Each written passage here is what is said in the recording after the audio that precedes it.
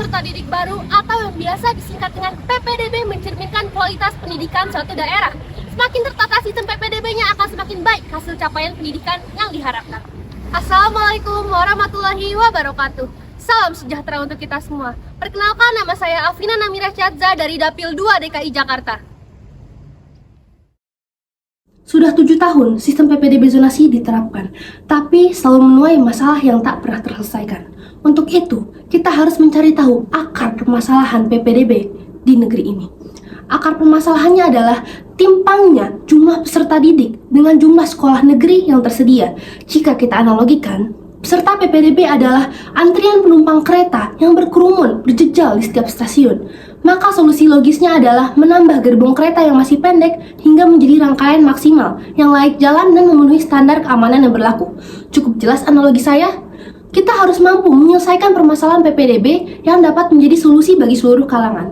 Jika saya terpilih menjadi DPR, maka saya akan mengusulkan untuk membuat sekolah filial dan membangun ratusan SMK dengan model hybrid untuk melahirkan fresh graduate yang unggul, terampil, mandiri, dan dapat langsung diserap oleh bursa kerja baik dalam maupun luar negeri.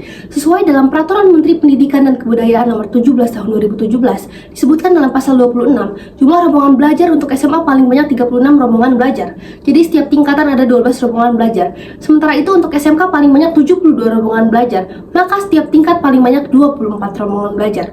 Karena keterbatasan lahan menyebabkan jumlah ruang kelas berbeda antara sekolah satu dengan sekolah lainnya, sehingga jumlah rombongan belajar belum dapat dioptimalkan. Sementara di daerah ketimpangan pendidikan dapat terjadi akibat keterbatasan akses fasilitas pendidikan dan kualitas pendidikan.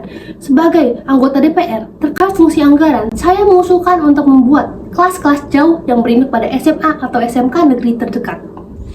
Sekolah filial yang berinduk pada sekolah negeri ini juga dapat dijadikan solusi dari anak-anak dengan ekonomi prasejahtera, yang mana sebagian dari mereka masih harus bekerja membantu orang tua seperti berdagang, berladang, atau melaut bagi nelayan. Dan bagi anak-anak yang berada di daerah pedalaman, sekolah induk juga dapat menjalin mitra dengan universitas pendidikan negeri di setiap provinsi untuk membina sekolah filial atau kelas-kelas jauh. Pemerintah harus memastikan setiap warga negara wajib mengikuti pendidikan dasar dan pemerintah wajib membiayainya sebagaimana tercantum dalam Undang-Undang Dasar 1945 Pasal 31 Ayat 2. Komisi 10 DPR RI akan mengawasi kinerja Kemendikbudristek sebagaimana fungsi ketiga DPR di bidang pengawasan.